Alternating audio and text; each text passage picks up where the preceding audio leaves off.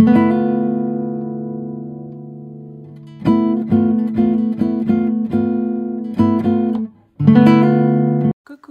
bon retour ou bienvenue sur ma chaîne. Je suis contente de vous retrouver pour cette nouvelle vidéo où on va parler de lissage. Alors le lissage que je vous propose ici est un lissage thermique, c'est-à-dire qu'il est réalisé avec des plaques chauffantes comme ceci. Des plaques chauffantes ou des fers à lisser ou des fers plats, ça a plusieurs noms mais tout ça, ça veut dire la même chose. Moi j'ai choisi celui de la marque Coriolis. Donc c'est un joli fer à lisser avec un imprimé zébré. Et l'intérieur est cuivré, enfin, il est vraiment joli, c'est un bel objet. Voilà, il monte jusqu'à 235 degrés. Et il y a un bouton ici pour allumer, éteindre. Bon là il est débranché donc ça ne sert à rien que je vous le montre. Mais il suffit simplement d'appuyer, hein, c'est un interrupteur. Là vous avez un voyant lumineux qui est rouge. Et les plaques sont en titane. Donc les plaques en titane, le matériau des plaques est très important dans le choix du lisseur, surtout pour des personnes aux cheveux crépus, parce que certains matériaux sont plus adaptés à nos cheveux que d'autres. Par exemple, pour nous, les personnes aux cheveux crépus, moi je conseille des plaques en titanium, là, comme c'est le cas ici que j'ai acheté. Et si vous ne voulez pas des plaques en titanium, ce qui est très bien aussi, ce sont les fers à lisser à vapeur, hein, type Steam Pod de chez L'Oréal, des choses comme ça. Donc tout ce qui est fer à lisser à vapeur, c'est parfaitement adapté pour les cheveux crépus. Ça permet de lisser les cheveux tout en maintenant l'hydratation qu'on souhaite. Donc ça c'est top. À défaut d'avoir un fer à lisser à vapeur, ceux en titanium comme ça sont vraiment super pour les cheveux crépus. Voilà. Ils sont vraiment super pour les cheveux crépus. Le mien monte jusqu'à 235 degrés. Il y a une espèce de molette ici où vous choisissez votre température. Vous tournez et puis vous choisissez la température qui vous intéresse pour votre lissage. Pour réussir un lissage sur des cheveux crépus, bien crépus, sans traitement chimique, des vrais cheveux crépus, souvent il faut monter au moins jusqu'à 210 voire 220 degrés. Comme ça permet de les raidir. Moi en tout cas c'est dans ces degrés là que j'ai fait mon lissage. Et là je l'ai fait depuis maintenant 2 jours. Au moment de dormir, je les mets en wrap, je dors. Et le lendemain, je repeigne grossièrement et ça tient encore. Évidemment, comme j'ai les cheveux crépus, ce lissage-là va tenir tant qu'il n'y a pas trop d'humidité ou de pluie ou mes cheveux ne sont pas mouillés. Mais dès que je les mouille ou au fur et à mesure que l'humidité agit sur mes cheveux, ils vont retrouver leur aspect crépus. Si vous voulez retrouver rapidement votre texture crépue, il vous suffit de vous laver les cheveux et c'est terminé, hein. Donc l'avantage avec les lissages thermiques, donc effectués avec des appareils chauffants comme celui-ci, un fer à lisser, c'est que ça ne change pas la texture de vos cheveux. Ce sont des lissages éphémères. Vous pouvez revenir à votre texture d'origine aussitôt que vous lavez vos cheveux ou que vous êtes confronté à l'humidité. Et ensuite, pendant le lissage, moi je prends toujours quelques précautions. Hein. J'utilise des soins protecteurs pour mes cheveux pour ne pas qu'ils soient grillés de trop. Hein. Je commence par un soin protecteur comme ça. Je choisis celui de chez Logona parce que c'est bio. Bon, je suis satisfaite de ce soin-là. Ça fait déjà au moins 1 ou 2 ans que j'utilise le produit. Puis ça se passe bien. Donc du coup, je le garde, hein, pour le moment. J'ai déjà fini plusieurs pots. Bon, là, c'est un que j'ai acheté récemment parce que je n'en avais plus. Parce que je l'utilise. Je le mets pour protéger mes cheveux.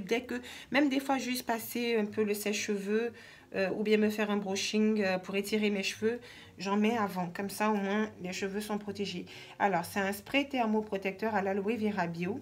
Il protège les cheveux pendant le séchage et le coiffage. Voilà, c'est tout simple. Je vous remontre comment il est. Mais vous en avez plein d'autres, hein. Vous choisissez la marque qui vous intéresse et c'est aussi bien.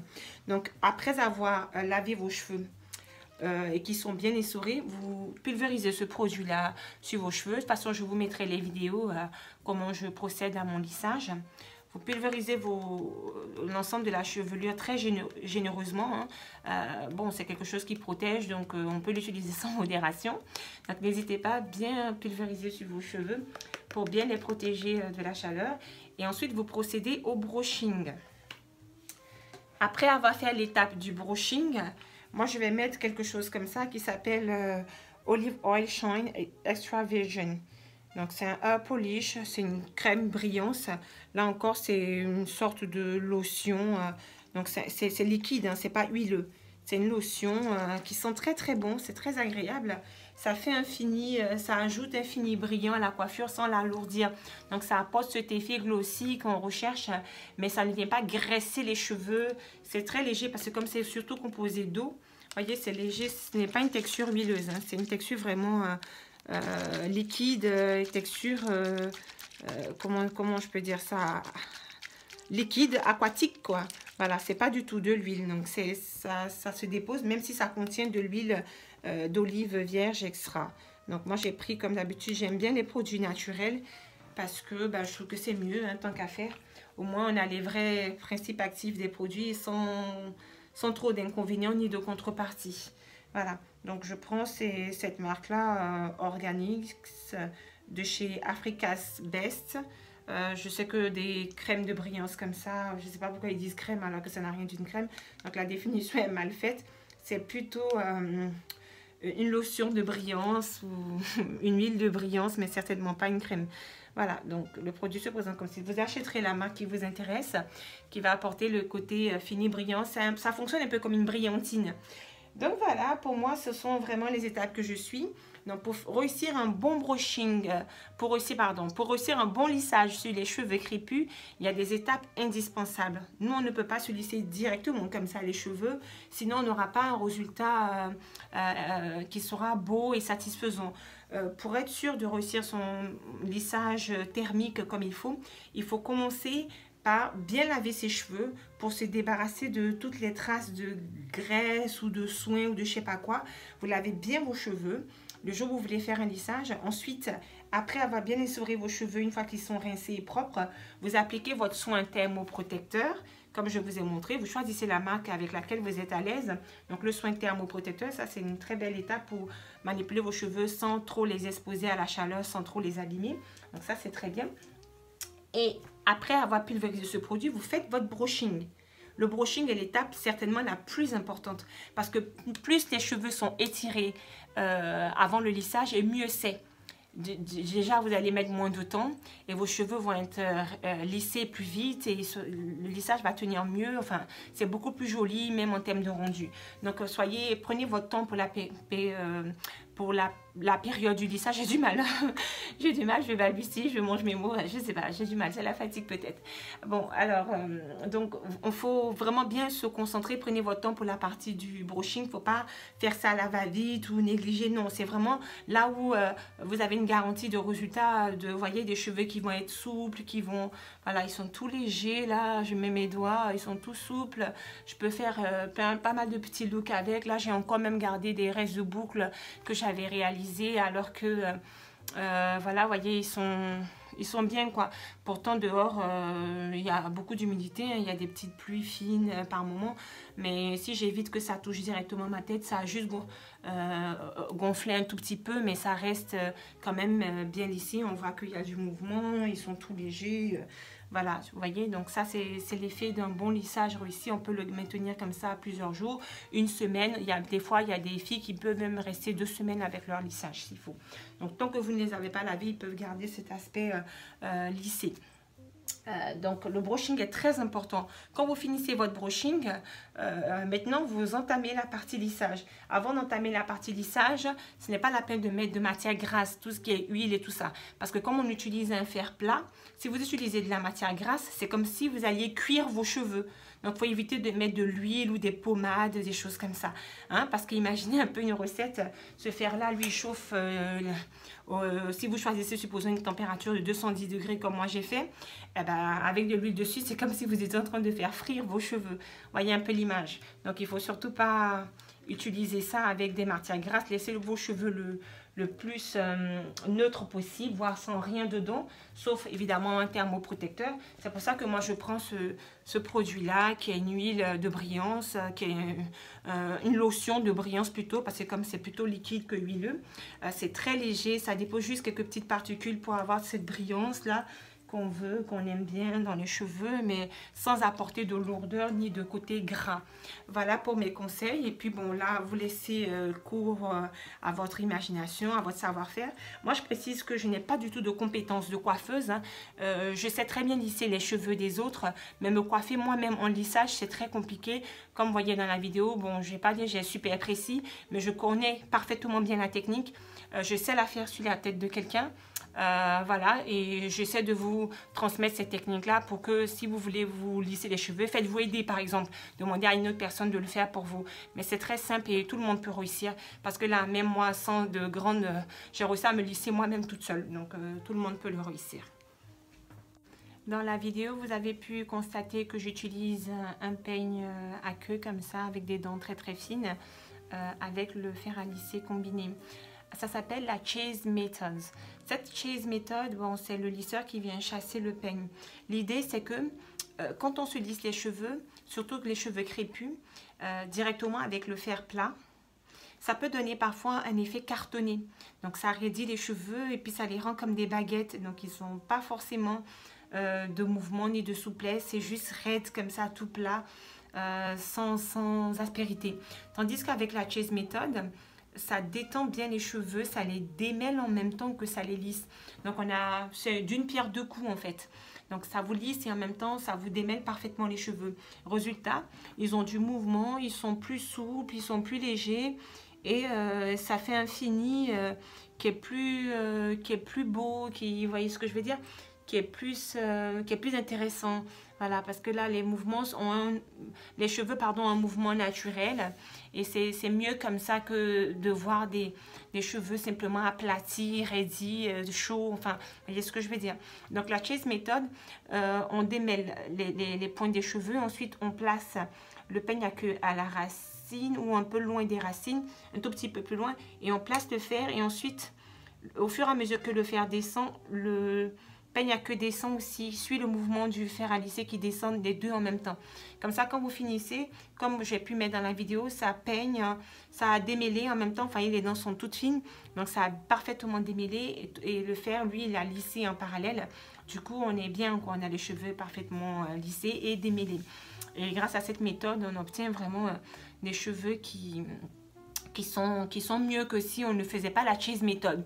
Mais si vous n'êtes pas à l'aise avec cette méthode-là, vous faites simplement votre lissage sur le fer plat. Hein. C'est aussi bien. Bon, après, ça dépend des cheveux des gens et puis le résultat que vous souhaitez. Voilà pourquoi vous allez voir dans la vidéo que j'utilise le peigne à queue fin en plus du fer à lisser. Donc là, je vous ai donné vraiment toutes les astuces pour bien réussir. Ça s'appelle... aux États-Unis, le Silk Press.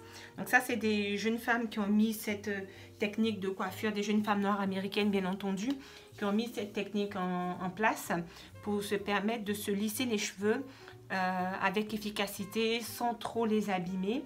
Donc l'étape la plus importante, c'est de bien laver ses cheveux, qu'ils soient parfaitement propres et débarrassés de toutes les impuretés, de tous les résidus. Première étape. Ensuite, vous faites un brushing impeccable. Troisième étape, vous faites le lissage en lui-même, si possible avec la Chase Method pour avoir ça. Et il y a ensuite une quatrième étape qui consiste, après avoir lissé les cheveux, si vous avez fait par exemple des boucles, même si vous les avez simplement lissé raide, il y a une astuce qui consiste à mettre les cheveux en wrap et ensuite d'utiliser une sorte de chapeau de bain ou une charlotte, hein, comme on dit, sur la tête. Par-dessus laquelle on va passer un peu de chaleur ou un peu d'air. Généralement, dans les salons de coiffure, ils mettent les clientes sous le casque avec de l'air froid. Mais bon, nous, on n'a pas forcément des casques chez nous. Du coup, si vous avez un sèche-cheveux qui fait l'air froid, pardon, vous mettez ça comme ça par-dessus votre tête avec la charlotte dessus et les cheveux placés en wrap. Et puis, voilà, grâce à ça, vous avez... un résultat qui va être encore plus beau, toujours dans cette recherche de cheveux plus souples, avec un bon mouvement naturel qui tient la route. C'est plus glamour comme ça. Mais là encore, ce sont des astuces que je vous donne, mais ce n'est pas obligatoire. Hein. Vous pouvez très bien faire votre lissage et ne pas faire cette petite étape-là avec la charlotte. Voilà. Mais moi, je l'ai fait et je suis vraiment contente parce que je trouve que ça apporte quand même un plus. parce que mes cheveux sont vraiment très bien raidis. Vous voyez, étape par étape. Hein. Chaque mèche est vraiment bien raidie. Là, bon, ça fait déjà plusieurs jours et pourtant, quand je me peigne, vous voyez, ça se replace aussitôt. Tout ça, c'est parce que j'ai fait le maximum pour avoir vraiment un résultat impeccable. Alors que si vous ne faites pas toutes ces méthodes-là, que vous vous contentez de les raidir, une fois qu'ils recommencent à gonfler du fait de l'humidité et autres, vous n'allez plus avoir ce beau mouvement ou cette souplesse. Vous allez plutôt avoir quelque chose qui risque d'être cartonné au fur et à mesure. Vous voyez là, dans certaines zones de mes cheveux, là, c'est parfaitement raidi. Ouais, c'est vraiment sympa, en sachant que c'est réversible. Aussitôt que je me laverai les cheveux, je retrouverai ma texture crépue. Donc ça, c'est chouette pour changer de temps en temps de coiffure, de tête. Hein. Moi, je fais ça de temps en temps. En général, je fais ça une fois par an, voilà, sans pas plus. Voilà, avec le fer à lisser, pas plus d'une fois par an. Et ça n'a pas de conséquences sur mes cheveux crépus. D'autant plus que c'est un lissage thermique qui est réversible. Voilà, je voulais aussi parler de la méthode qu'on appelle aux États-Unis les straight natural. Donc les straight natural, ce sont des jeunes femmes qui ont des cheveux crépus, mais qui ne veulent pas porter leurs cheveux avec cette texture crépue, qui ne veulent pas non plus se défriser les cheveux de façon permanente et absolument pas utiliser des produits chimiques. Donc, comme elles veulent avoir leurs cheveux raidis sans utiliser des produits chimiques, dans ce cas, elles ont opté pour le straight natural, qui veut dire le raide naturel. Donc, ces jeunes femmes-là, elles vont utiliser très régulièrement le fer à lisser plat pour se lisser les cheveux. Parce que plus vous les lissez, et plus ça a un impact sur votre texture. Donc, il y a des filles qui, à force de se lisser, elles se lissent les cheveux, supposeront une fois par semaine ou une fois tous les 10 jours. Et à force de faire ça, elles ont fini par obtenir une texture de cheveux qui n'est plus crépue, de façon crépue telle qu'on se l'imagine, avec les petites boucles resserrées. Mais leurs cheveux ne sont pas non plus raides, en tout cas, ils ne sont pas défrisés. Donc, quand elles se lavent les cheveux, elles vont avoir une texture comme si un peu comme si les cheveux étaient en transition, vous voyez ce que je veux dire? Donc on voit des parties raides, des parties... Parce que à force d'utiliser le lisseur, évidemment, ça a un impact sur les cheveux. Hein. C'est ce qu'on appelle le heat damage. Mais ce heat damage n'est pas péjoratif ici, parce que là, c'est ce qu'elles souhaitent. C'est des filles qui veulent porter leurs cheveux le plus raides possible sans avoir à les transformer chimiquement. Donc, au fur et à mesure que vous allez les lisser, par exemple, les gens qui se lissent les cheveux une fois par semaine, ils ne vont pas garder leurs cheveux crépus de la même manière que quelqu'un comme moi qui fait un lissage thermique une fois par an ou 2 fois par an. C'est normal. Hein? Plus vous le faites, plus vous allez voir que ça peut éventuellement transformer la texture de vos cheveux. Voilà, si vous le faites genre une fois tous les 3-4 mois, une fois tous les 6 mois ou une fois par an, franchement, ça n'aura pas vraiment d'incidence sur vos cheveux. D'autant plus si vous prenez le soin de les protéger avec des soins thermoprotecteurs, par exemple. Donc, voilà ce que je peux vous dire. Donc, il y a plusieurs méthodes qui existent. Hein. Donc, le straight natural, c'est ces jeunes femmes qui veulent avoir les cheveux raides au quotidien, sans pour autant les lisser ou les raidir de façon chimique ou permanente. Donc, elles utilisent les fers à lisser pour se coiffer et ça nécessite d'avoir une grande compétence pour soigner ses cheveux. Parce que quand on soumet comme ça ses cheveux régulièrement à la chaleur, il faut aussi derrière les chouchouter, hein, pour ne pas qu'ils s'abîment, pour ne pas provoquer de la casse, pour ne pas qu'ils s'affaiblissent, des choses comme ça, c'est normal. Hein. Donc si vous vous sentez de faire ça, ben, faites-le. Et puis il faudra faire régulièrement des soins protéinés, des soins hydratants, profonds, hein, pour pouvoir... protéger votre fibre capillaire. Voilà, je pense que ça va désigner tous les conseils que je connaissais au sujet des nombreuses méthodes de coiffage qu'on réalise avec le fer à lisser. J'espère que la vidéo vous a plu. N'oubliez pas de liker, commenter, de vous abonner nombreux, partagez massivement cette vidéo. Je vous retrouve dans une prochaine vidéo. En attendant, restez à l'écoute.